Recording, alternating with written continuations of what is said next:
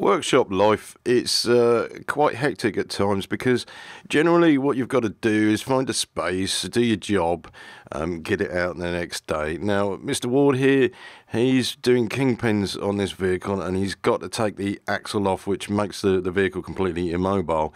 Yeah, fair enough, it's got to be done. When you have space as premium and you don't have much time, you're always under pressure, and this, unfortunately, is the way our trade is, and you probably noticed Mr. Ward hasn't got his goggles on, which is not good.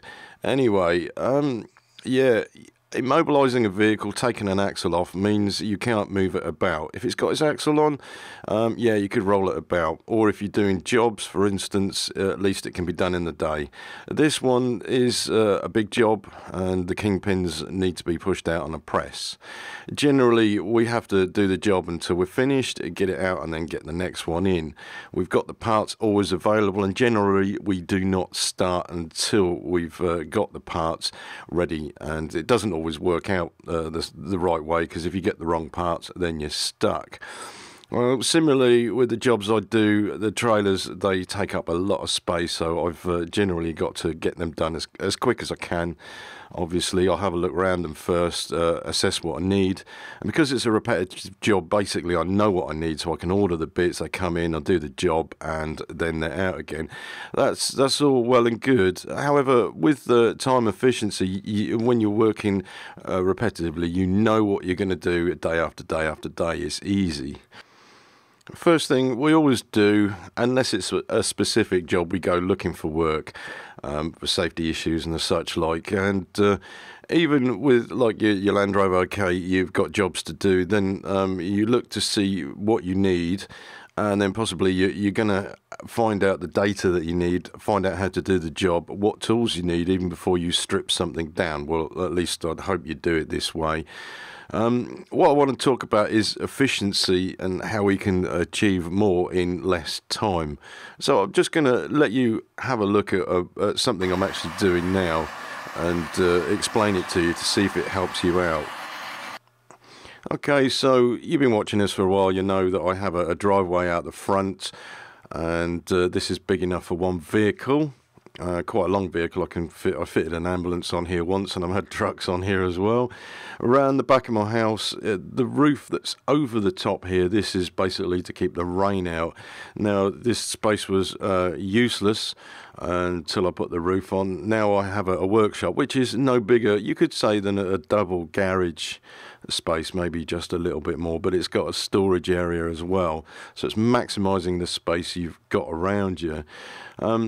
Every job I do, I'll finish up and I'll put stuff away. Tools are back in the house so they don't get nicked, and then I'll move stuff as I need to and store it. I also have a garage around the corner.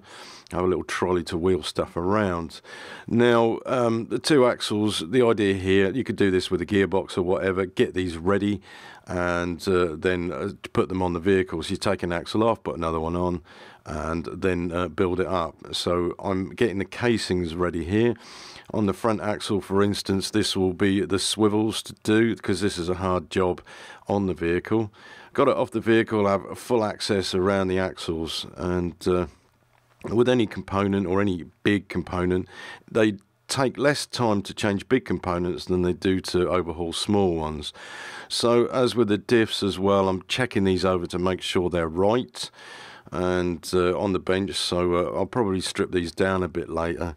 And the axle casings, well, this is a little bit extra, because what I'm going to do here, instead of having the Watts linkage, is to have an A-frame on the project, which I like a lot better, and it's a lot cheaper to repair than the Watts linkage. If you've had a look at the price of the bushes, they're horrendous. Axles are easy enough to move about as well while they're stripped. And this is a thing, if you don't have equipment, is to strip stuff down so it's movable. Now I can get in here and clean out the rust, and I want to do a good job of this because when it's on the vehicle I need it to last quite a few years. So this is an overhaul. If you had to take it off the vehicle, for instance, clean it up and then overhaul it, it would take you weeks, wouldn't it, if you're doing an hour a night?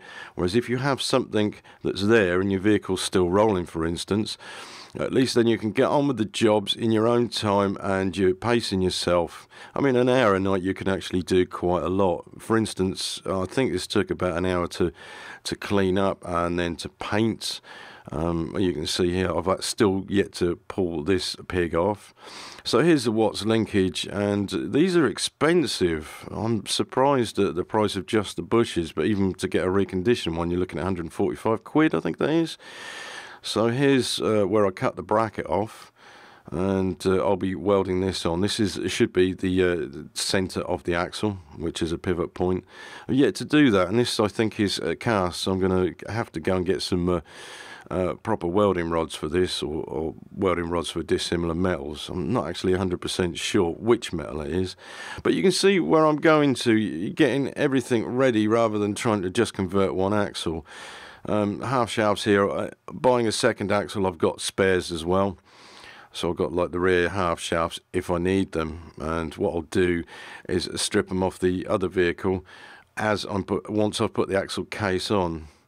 The diffs here, I've actually got to make a little bit of money extra, so I've got some more that I've got for sale. But this one, this is worth a hell of a lot of money. The centre piece, the forged piece there, is worth about £300. I'm not sure if it fits the D2. It'd be nice to think that it does. If it does, then I'll fit this to the rear axle. I do have the data for this. I've got quite a lot of data. I found this off the internet. Most manuals you can browse for them.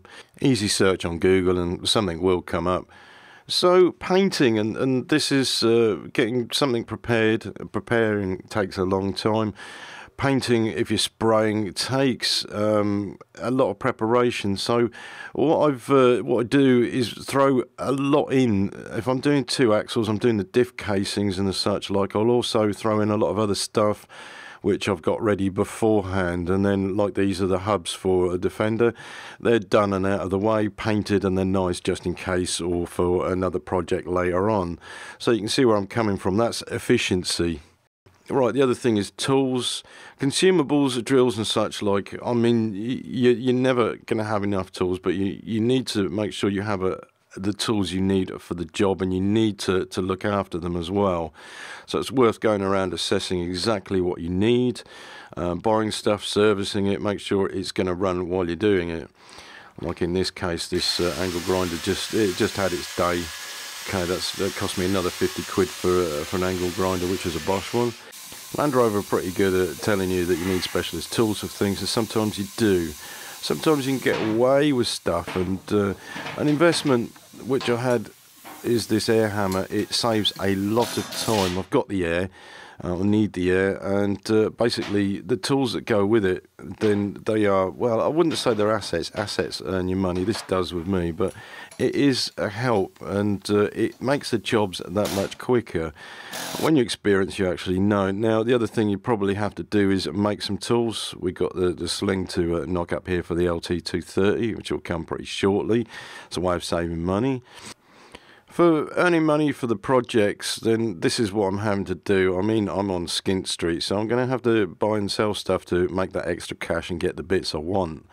Buying the two axles, two diffs, that was 127 quid for the two axles, and I have bits to sell afterwards which I could make some money back or even keep for spares. Using child labour is a pretty good way of saving money. Obviously, when you can draw them away from the computer, they're pretty handy to have around. Thanks anyway, guys, for signing up onto the Facebook page. I'm expecting you not to be there too often, but it'd be nice to see the projects you're doing and what sort of progress you're getting on with. And obviously, you see what I'm doing. It's slow. And because I'm doing videos, I'm making sure that I've got the time to do the videos as well as the repairs, but you'll probably see there's no fancy bits and pieces on these videos now. It's just straightforward talking and images. So good luck with your projects. Keep up with your 1 hour a night challenge, and let me know how you're getting on Facebook, okay? Cheers.